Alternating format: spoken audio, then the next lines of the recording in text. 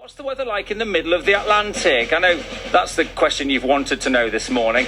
Last week we caught up with Adam Waugh, who's currently in the Atlantic on a tiny little boat. Now, the last time we spoke to him, he was just about to fry his eggs for his breakfast on the little boat that he made. 6-year-old from Northumberland, he's sailing solo around the world in a small yacht that he built in his garden shed. Despite having no boat building experience before, he built this boat and named it Little Wren. And he's doing this all to raise money for a brilliant charity, for the Ella Dawson Foundation, a charity set up in memory of a 24-year-old former Newcastle University student who sadly died from leukemia. But we can go live now to Adam via satellite phone, hopefully. Good morning, Adam. Morning, Matt. Can you hear me? I can. There was a slight delay on the line, so there will be a few silences, but that doesn't bother me, Adam, because we've actually got you in the middle of the Atlantic. You're in your 4th week now. How challenging has it been so far? Yeah, there's been ups and downs. Right now, it's pretty good. The sea is fairly calm, and I've got nice trade winds, so quite easy sailing at the moment. So it's been okay for the last 24 hours anyway. Okay, what's the most sketchy moment you've had so far, Adam? Because, I mean, you're in the middle of the Atlantic. It must get a bit scary at times.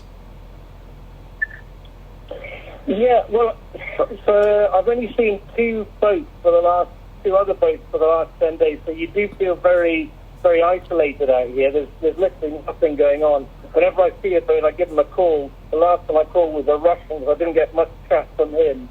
I've had a couple of problems. I dropped something overboard, which was quite important to a bit of sailing tip, so that was very annoying. And I've just got swung around on the boat and cracked a few ribs. I don't know how many, but that was very painful. But we've got very good contact with emergency medical guys, and they were able to talk me through what to do. So it's still a bit painful, but I'm coping fine. Oh, you've cracked ribs, Adam. That's awful. I mean, I was expecting to say maybe you'd drop your eggs over the side when you were trying to fry them, but you've cracked your ribs, mate. That sounds absolutely dreadful. Obviously, you're heading to Antigua. When do you think you're going to arrive then? Well, I think I'm not far off halfway across the Atlantic now, because I left Lanzarote on the 11th of January. I've got about 1,500 miles to do, which should take about 15 days. So I'm hoping to get to Antigua around about the 6th of February. That's the hope. Okay, and Adam, the question I am going to ask you every time we speak to you when you're in the middle of the ocean, because it terrifies me, have you seen any sharks or maybe, I don't know, dolphins or even whales, Adam? Yeah, we've got a shark phobia of yours, Matt. I've got a few people that might be able to help with that, but I haven't seen any. I saw some whales, but that was a while back, and that was probably about a quarter of a mile away. I just saw the big spray.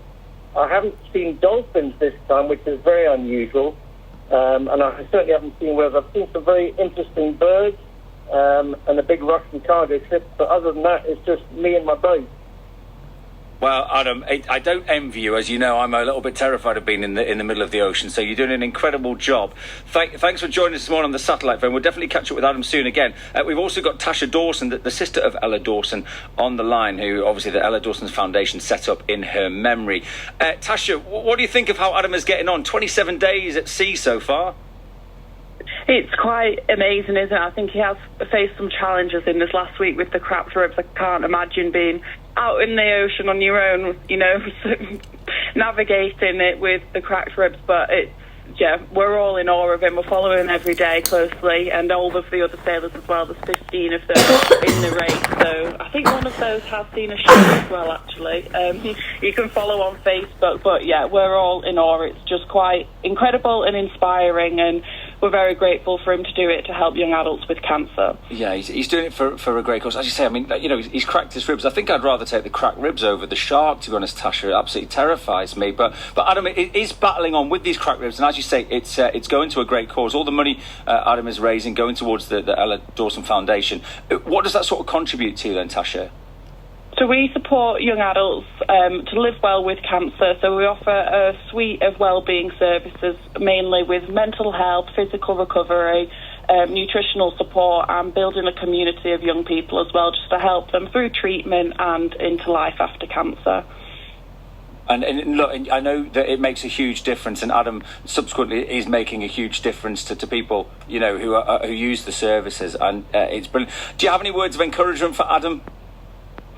I think just keep going. He said in an interview earlier that every extra mile he does is helping an extra young person, and it just rings true. So if he can just think about that and think about all the amazing things he's doing, and yeah, we can't wait to see him on the other side. And yeah, we're just really grateful, really inspired. Yeah, I think he's amazing. Yeah, it's incredible. Well, look, Tasha, thank you for joining us this morning. Good to speak to you. Thank you. Thank you. That's Tasha Dawson, the sister of Ella Dawson, who the Ella Dawson Foundation was set up in memory of after she sadly lost her life to leukemia at only the age of 24. And Adam Waugh doing that incredible sail over the Atlantic in aid for it. If you'd like to support Adam and find out more, just Google the Ella Dawson Foundation.